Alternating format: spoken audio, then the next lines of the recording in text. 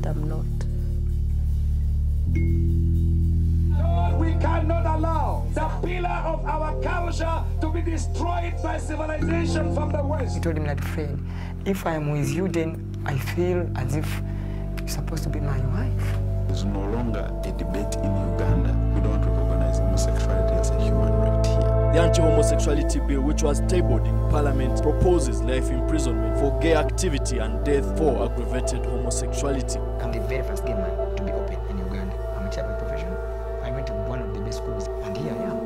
If this bill passes, they say within 24 hours, someone should report the person he knows to be gay. We are really going back into a ministry regime.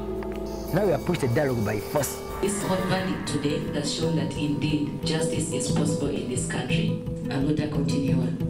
Said this man should be arrested, tried, sentenced, hanged. I sleep here alone. Sometimes I feel if they come and get me, I will never know. The crowd is going crazy. God, he destroyed the Sodom and Gomorrah just because of gays. They're going to begin killing us and just hitting us out here.